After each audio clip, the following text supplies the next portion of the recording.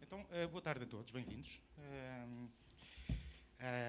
Bom, depois da manhã temos refletido um pouco sobre elementos que definem a atratividade das empresas, fatores de competitividade, elementos de diferenciador, inovação,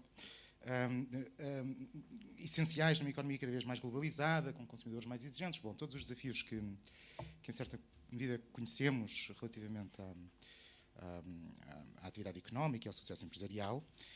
E esses são, de alguma forma, desafios que estavam identificados mesmo antes desta última crise começar.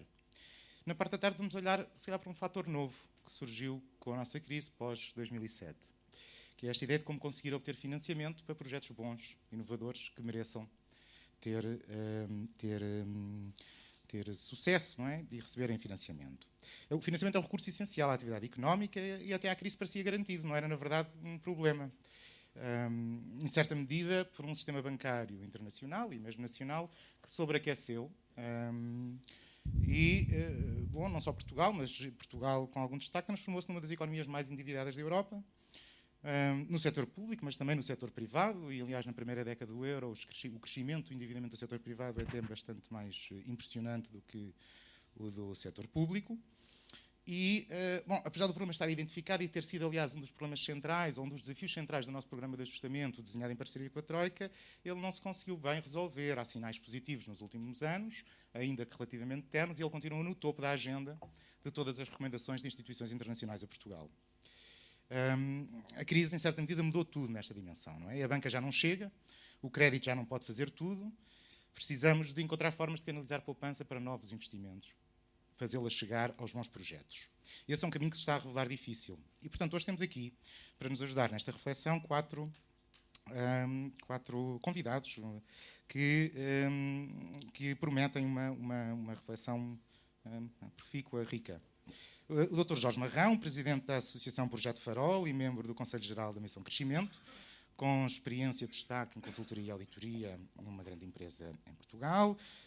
E, se me permite, num bom sentido, um provocador do debate em Portugal, e não é apenas para fazer publicidade ao Jornal de Negócios, onde colabora com regularidade. O professor Álvaro Nascimento, professor da Universidade Católica Portuguesa, aqui no centro, bom, com elevadas responsabilidades num grande banco português e uma vasta experiência no setor financeiro. O Dr. António Pincardão, aqui à minha direita, economista e gestor de empresas, deputado há uma década, lembro-me bem da presença na Comissão de Orçamento e Finanças, consultor, com uma vasta experiência também no setor financeiro, onde também colabora e trabalha ainda. E o professor Manuel Caldeira Cabral, professor da Universidade do Minho, um especialista em internacionalização da economia, com uma ligação muito forte à economia empresarial, e um dos economistas que ajudou a elaborar o programa macroeconómico do Partido Socialista. Bom, feitas as apresentações e o tema, vamos, sem mais demoras, então, à nossa intervenção inicial do Dr. Jorge Marrão, a quem pedia que tentasse não demorar mais que 10 minutos. Vamos tentar, para depois termos tempo para todos debatermos e fazermos circular um bocadinho o debate na sala e aproveitarmos termos uma sala, em certa medida, íntima, o que nos pode ajudar. E vamos falar um pouco sobre como chegámos a este ponto e propostas para tentarmos sair dele. Professor Dr. Jorge Marrão, por favor. Então, boas tardes. Em primeiro lugar, tenho que agradecer o presente envenenado da engenheira Esmeralda Dourado, a minha presidente da Missão Crescimento, porque vou ter que falar sobre banqueiros depois do almoço. Portanto, vai ser difícil digerirmos. Por outro lado, não contente com isso, convidou 3 pessoas que eu tive a reparar o que é que poderiam ter em comum. O Pinho Cardão, o homem do Futebol Clube do Porto, o Álvaro Nascimento é o economista do Porto e o Manuel Caldeira Cabral do Minho. Portanto, eu sou o elitista, solista, aqui a representar. Espero que o Rui Pérez é do meu lado. Pronto, espero que no debate me beneficie. Eu não vou ser escravo muito do PowerPoint, vou falar um pouco sobre o que nós fizemos na Missão Crescimento sobre o tema do financiamento e talvez explicar um pouco algumas das ideias que temos aqui que podem ser relativamente arrojadas. A Missão Crescimento acho que passou hoje de manhã uma ideia central que é muito importante, que é a ideia da conectividade, e há uma outra que nós gostaríamos de passar, no fundo, à sociedade, que é a ideia da descontinuidade e da reconfiguração. Ou seja, nós achamos que o passado já não existe e o futuro vai ser muito diferente do que era o passado. E o sistema financeiro vai ter que ir atrás um pouco desta nossa ideia central. Depois, refletindo um pouco sobre o que as pessoas disseram da parte da manhã, há 2 ou 3 coisas que eu queria salientar e que pode ajudar também a perceber porque é que nós divergimos muitas vezes na sociedade portuguesa. Eu sou um português, gosto de Portugal e sou otimista, o que eu acho que não é o fado nacional. O fado nacional é as pessoas estarem constantemente, aliás, vimos pelo debate da manhã, que os empresários mais não têm que fazer do que ir à procura da solução do seu problema, e depois tínhamos o distinto do Dr. João Salgueiro sempre a encontrar qualquer problema para qualquer solução a um problema. Ora, nós estamos confrontados numa encruzilhada brutal, que é continuarmos a ser portugueses, termos que estar no mundo global e termos que estar na Europa. E um aspecto relevante com que a sociedade vai se debater é exatamente este. Nós não somos suecos, não somos gregos, mas somos portugueses. E os portugueses têm uma maneira de estar e uma maneira de atuar muito própria, e é com essa que nós temos que viver. E dentro deste quadro eu acho que há um conjunto, nós achamos que há um conjunto de soluções que temos que ir, no fundo, empurrando para que elas aconteçam. Talvez o atributo que nos esteja a prejudicar mais dentro da nossa componente cultural é a desvalorização que nós damos ao tempo e no tempo da decisão. Eu talvez me recordasse, e estou aqui, 2 pessoas que estiveram comigo no projeto Farol, o Zé Maria Bernabito e o Pinho Cardão. Na altura, no projeto Farol, nós fizemos em 2009, se eu não me recordo, se não me falha a memória, 2009. Portanto, era a crise de 2008, nós fizemos o projeto em 2009. Em 2010, apresentámos o projeto ao então Primeiro-Ministro de Portugal, engenheiro José Sócrates, ao líder da oposição, Pedro Passos Coelho. Nós, na altura, dissemos que havia 4 soluções para Portugal. E para verem o tempo que passou e depois o que aconteceu. As soluções eu vou recordar. A primeira que nós apontámos era que tínhamos que encontrar um Dom Sebastião. Estava difícil, mas era uma possibilidade. A segunda, que é o que eu acho que temos hoje, era um impasse e um estéril confronto institucional entre os partidos e na sociedade civil, entre o Estado, os funcionários públicos, o setor privado, e que era o que provavelmente poderia acontecer. Um terceiro, mais violento, que era a revolta permanente, que os gregos fizeram. E depois, o que aconteceu, que foi a imposição externa. Nós, na altura, em 2010, dissemos, recordo-me perfeitamente, numa reunião em São Bento, ou então Primeiro-Ministro, que provavelmente era o que iria acontecer. Aconteceu em 2011. E depois dissemos que o Farol, na altura, o que estava de acordo era que o segredo era, provavelmente, nós chegámos a um novo compromisso. E esse compromisso era relevante dentro do espectro partidário, e dentro do projeto Farol nós tínhamos várias sensibilidades, esquerda e à direita, e, portanto, era preciso chegarmos a um compromisso, porque o que tínhamos para frente era um bocadinho diferente do que tínhamos no passado. E isto leva-nos ao tema de hoje, é o que é que nós tínhamos no passado e que provavelmente nós não vamos ter no futuro. Nós estamos sem crescer há 15 anos, ou estamos a crescer moderadamente, próximo de zero. Para quem tem uma qualificação muito baixa e que não consegue passar do salário mínimo um pouco acima, isto é altamente frustrante, porque não vê realmente o seu poder de compra subir. E, portanto, a sociedade sem crescimento torna-se cada vez mais desigual. E a pergunta que nós fizemos, e era isso que eu vos queria, de alguma forma, provocar, é que nós tivemos todo o financiamento que foi possível ter, mas não crescemos. A grande conclusão é que, provavelmente, a forma como nós investimos foi errada. A pergunta é quem é que fez esses investimentos, porque é que foram feitos e porque é que foi esta consequência. Mas nós tivemos todo o financiamento. Depois, o que é que nós percebemos depois de 2008? Percebemos que criámos um modelo de imparidade na sociedade e que vivemos numa zona monetária comum. Que os gregos estão a aprender mais tarde do que nós, mas nós, desgraçadamente, aprendemos mais cedo. E, portanto, o tema do financiamento vai ser um tema que nos vai perseguir durante décadas. Que, no fundo, é como é que vamos continuar a ter acesso ao financiamento a preços fantásticos. Que foi o que tivemos. Ninguém se pode queixar de não ter tido financiamento. O Estado, as empresas e as famílias. O segundo tema que eu queria salientar, e também ser um bocadinho provocador para responder aqui ao Rui Pérez Jorge, é o seguinte. Nós achamos que o sistema financeiro ajudou a revelar a crise, mas ele não foi o gerador da crise. O gerador da crise foi um conjunto de políticas públicas e políticas privadas que não levaram a que o país tivesse mais produtividade, tivesse uma melhor balança com o exterior, tivesse necessidades crescentes de financiamento e não levou à redução da dívida pública e dívida privada. E eu, antes de entrar nas medidas, pedi a uns colegas meus, aliás estão ali os dois, para me fazerem uns gráficos para nós retratarmos quantitativamente o que é que nós estamos a falar, para nós partirmos do mesmo base de informação. E depois o que nós concluímos na missão Crescimento, o terceiro ponto acho relevante, é que o modelo de financiamento do futuro é diferente do passado. Isto porquê?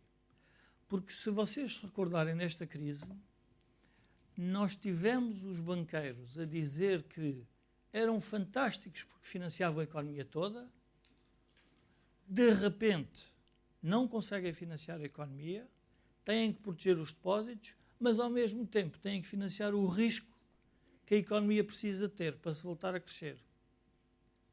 Resumo, não quer ser banqueiro nesta época.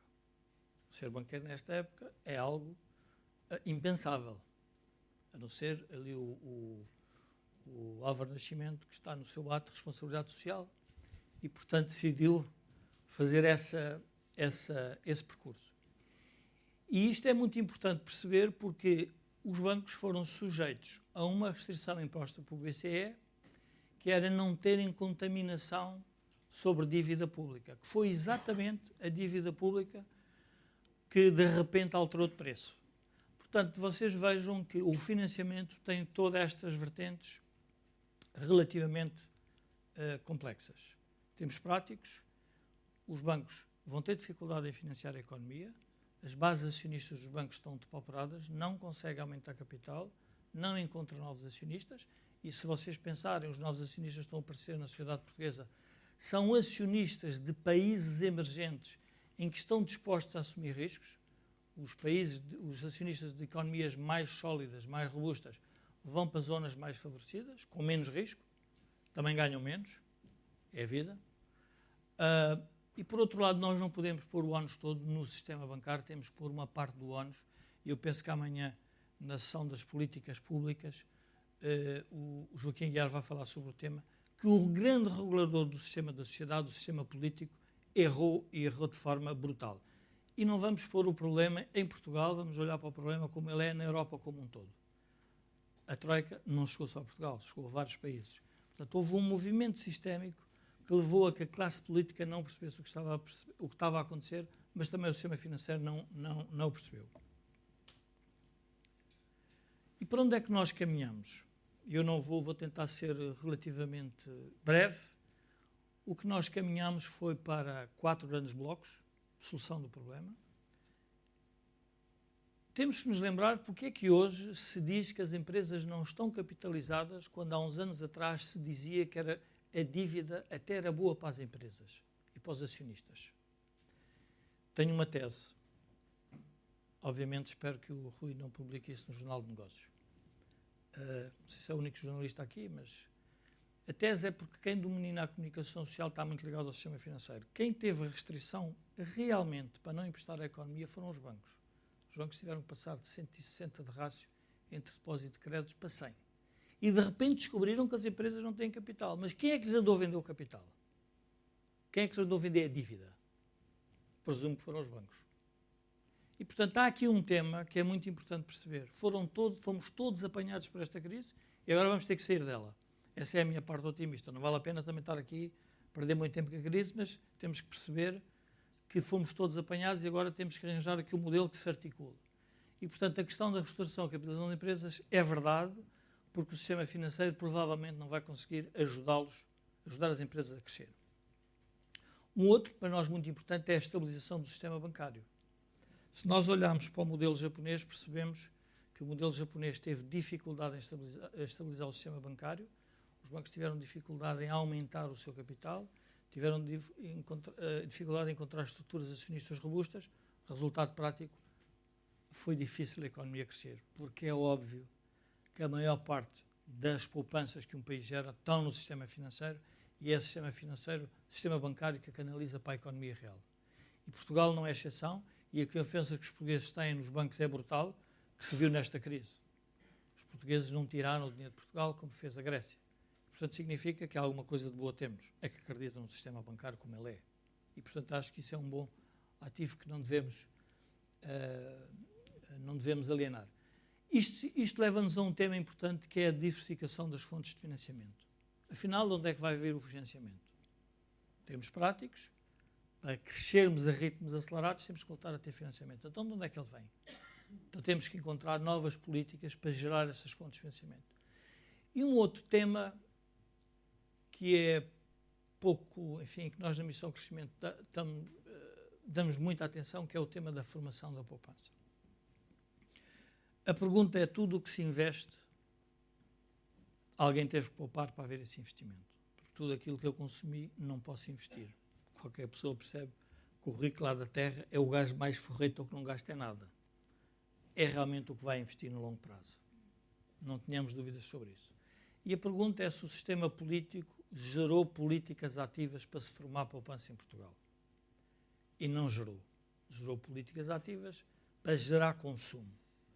E as razões podem ser diversas, podemos andar aqui, podem vir todas as escolas de economia, macroeconomia, para a esquerda, para a direita, mas em termos práticos, a poupança não se formou como deveria ter sido formada. E porquê é que isto é relevante?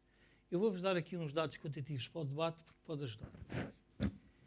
Vocês reparem, em 96, e o tema do euro é importante, porque a chegada do euro, aliás, eu e o Álvaro Nascimento fizemos um trabalho para uns clubes de futebol, se bem nos recordamos que era para a Liga Portuguesa de Futebol, que nos fez a seguinte pergunta: porquê é que os clubes se endividaram?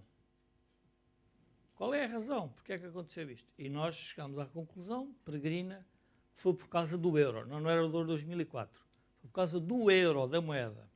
Os clubes, antes de entrar a moeda, não tinham dívida, também não tinham SADs.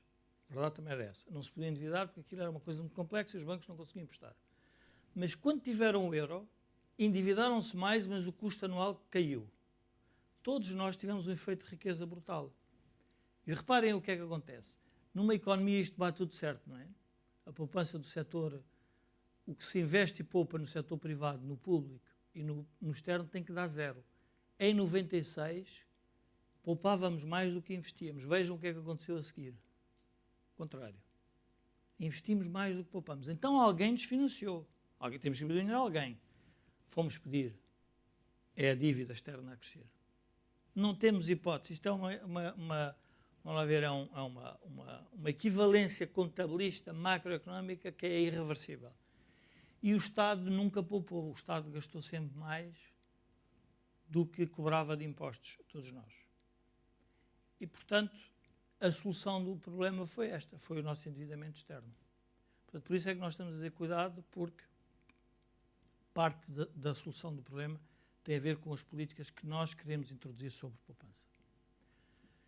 E os números são os números e, portanto, há duas maneiras de mentir. Uma é mentir e a outra é utilizar números para o fazer. Eu vou utilizar a segunda. Mas esta não é a mentira. Isto era a dívida em 2005, isto é aqui em 2014. E, portanto, reparem o que aconteceu a seguir em 2008. Eu lembro-me dos dirigentes europeus pedirem aos países periféricos para investirem muito. Se a gente se recordar, a Merkel andava a dizer que era preciso investir. O resultado prático foi este. Investíamos com resultados zero. A dívida externa portuguesa, de 176 damos em 235, e depois temos aqui a líquida, e depois temos por setor. E vejam, por setor é interessante ver as administrações públicas a fazerem um estímulo à economia, que depois não aconteceu, os bancos a saírem desta economia da dívida, temos líquidos, e depois a autoridade monetária a aparecer. Portanto, de repente isto mudou tudo. E, portanto, nós estamos com uma situação muito complexa, que é, vamos precisar de risco para fazer crescer a economia, vamos precisar de investidores para financiar esse risco, e o sistema bancário, que era aquilo que nos protegia e que nos ajudava a correr esse risco, agora não pode estar lá. Portanto, este é um problema relativamente... Eu vou só passar... Não pode ser provocador? Pode? Não, pode ser. Para acelerar um bocadinho para as Dar um propostas para as microfone a um conseguirmos debater. consultor é uma coisa perigosa, mas certo. Só vou aqui pôr um slide, talvez ajude, que é a estrutura da dívida das empresas debt to equity. Anda-se muito a dizer que há aqui uma estrutura, que as empresas estão totalmente descapitalizadas. Este é o número real que vem no Banco de Portugal, que é a estrutura de capitais próprios sobre capitais próprios mais dívida financeira. Como veem, não alterou significativamente. A pergunta é porquê é que nós andamos a precisar de falar outra vez em capitais próprios? Porque é óbvio que os bancos não podem emprestar e o risco é maior na economia portuguesa. Portanto, isto é uma realidade com que nós vamos ter que viver. Eu vou já passar diretamente, passando aqui um pouco para a Dialmar, que é o que é que acontece às empresas exportadoras, às grandes empresas, às pequenas e médias empresas, no rácio de crédito vencido. Vocês estão a ver o rácio de crédito vencido, está-se a reconhecer que, afinal, há um conjunto de empresas que foi concedido crédito que, provavelmente, hoje se revelaram improdutivos na sociedade portuguesa. E, portanto, é isto que também estamos a pagar, que foi esta imparidade pelo facto, e vamos chegar a um ponto essencial também das ideias da missão crescimento, é que alguém se esqueceu de fazer o escrutínio do investimento em Portugal. E a pergunta é quem é que se esqueceu? Esqueceram-se todos, porque tivemos uma mercadoria abundante a um preço fantástico, que foi a moeda euro. E, portanto, hoje estamos a pagar isso. As origens da crise, e para tentar terminar, eu depois poderei falar um bocadinho mais sobre algumas medidas. As origens da crise, na nossa opinião, são estas. São, no fundo, perceber que o financiamento da economia portuguesa foi todo feito de forma abundante, mas de alguma forma hoje estamos perante esta crise. Porquê? Porque avaliámos mal o risco. Nós tivemos, na altura, no projeto Farol, um professor de Harvard, candidato a prémio Nobel várias vezes, que quando eu lhe mandei as informações sobre Portugal, ele diz com piada, diz-me assim, epá, eu não percebo uma coisa em Portugal, é que vocês investem exatamente como os outros países, só que os vossos investimentos não têm retorno. É por qualquer coisa que vocês fazem errada. Eu não sei o que é. Ele desconfiava, dizia ele, que era a burocracia de Bruxelas com os fundos estruturais. Se vocês recordarem de manhã, aqui havia um engenheiro todo bom, dizia que o que é preciso é aproveitar os fundos estruturais. Temos um outro a dizer, olha, os fundos estruturais europeus é o que os levam à desgraça. São os que começam com as grandes obras, que a gente não percebe bem para quê, mas que é fundamental para melhorar a qualidade de vida, a coesão, termos práticos, não faz crescer a economia, fará com certeza daqui a 100 anos, mas como nós não temos a noção do tempo, como tem o anglo-saxónico, que é ganhar dinheiro rápido e já, nós deixamos arrastar os processos. Financiamento das políticas públicas, eu não vou perder tempo, porque o Joaquim falará sobre isso, e a suficiência de capitais próprios, basicamente, porque a partir de agora o modelo é um modelo de risco que não vai ter crédito bancário. E, portanto, é preciso que as empresas arranjem novos acionistas. E o que eu acho estranho é o Estado português estar a tentar, ou a política portuguesa vir falar sobre capitais próprios e não consegue capitalizar as empresas de que é dono. e que depois vende a um preço que havia mais ou menos o preço do Jorge Jesus. Mas temos que perceber o estranho que é. Temos uma classe política que fala nisto, pede aos empresários, vocês investam, mas depois não é capaz de fazer o que é normal, que é pôr capital nas próprias empresas. Porquê? Porque, obviamente, este Estado está também ele todo endividado. Portanto, é estes contrassensos, eu acho que o João Salgueiro de manhã falou sobre isso, e muito bem, é estes contrassensos que nós temos na sociedade portuguesa que nos levam, às vezes, a não perceber qual é o desafio que temos pela frente. E, portanto, para cumprir aqui o prazo do Rui Pérez Jorge, termino e estou à vossa disposição para qualquer pergunta. Obrigado. Muito obrigado. Bom, então, se calhar, íamos passar aqui alguns, se calhar, numa primeira fase, comentários por parte dos nossos convidados. Professor Álvaro Nascimento, na sua função, pedi-lhe aqui uma ajuda a perceber este problema, também na sua função de, benemérito com responsabilidade social. Sim. E responsabilidade moral. Bom, obrigado a todos e boa tarde. Eu vou tentar ser rápido, embora não seja fácil falar sobre este tema do financiamento, ou então sou um mau economista. Mas eu diria que, olhando para este tema do financiamento e olhando para aquilo que o Jorge mencionou aqui, e recordando por onde ele começou com a história do projeto Farol e do impasse institucional e da intervenção externa, eu acho que isto pode fazer um mapeamento para a situação financeira portuguesa atual. A intervenção externa, eu depois já falo um bocadinho mais sobre isto, a intervenção externa é o sinónimo de perda de soberania. E o impasse institucional é o sinónimo da inconsistência institucional que nós hoje temos no sistema financeiro para responder aos desafios que temos pela frente. O que eu quero dizer com a perda de soberania? O que eu quero dizer com a perda de soberania é o seguinte: um Estado, quando se organiza-se com duas funções básicas. Organiza-se com a função de gerir recursos da sociedade, de uma forma transversal, e organiza-se com a função também de transferir recursos intertemporalmente. E a dívida pública é uma forma de transferir recursos intertemporalmente. Quando um Estado se endivida e essa dívida pública fica contida dentro das suas fronteiras e eu posso tributar os cidadãos, ou eu tenho uma autoridade monetária, eu posso, de facto, mais adiante, se houver riscos não antecipados, corrigir a trajetória. E posso corrigir a trajetória de duas maneiras. Por um lado, tributando os cidadãos, por outro lado, inflacionando a economia. O que é que se passa hoje em dia na União Europeia?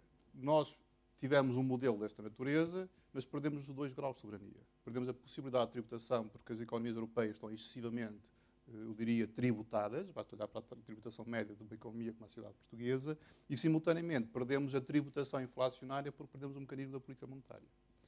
E por isso, quando eu hoje sou confrontado numa economia portuguesa perante um cenário de dívida pública excessiva, eu perdi as válvulas de escape que no passado me permitiam repor o equilíbrio. E daí a inconsistência que o Jorge falava há pouco. E este é um tema que eu acho que é um tema muito complicado. E é adicionalmente complicado porque a dívida pública deixou de estar dentro das nossas fronteiras, passou a estar fora das nossas fronteiras, e o credor vai nos exigir que a gente tribute a população portuguesa para pagar ao credor externo. Isto gera um problema de inconsistência e de solidariedade que eu acho que é muito complicado. E sendo este o primeiro ponto de partida, eu acho que é importante que nós percebamos que a dívida pública neste momento é de facto, ou o excesso de dívida pública neste momento, é de facto um problema da economia portuguesa, reflete a nossa incapacidade de angariar recursos para pagar aos nossos credores, mas simultaneamente também tem um efeito de contágio sobre a parte privada, que é essa parte que me interessa falar mais do que da dívida pública. E porquê é que tem um impacto sobre a parte privada? Tem um impacto sobre a parte privada porque todo o sistema privado, ou todo o sistema de dívida privada,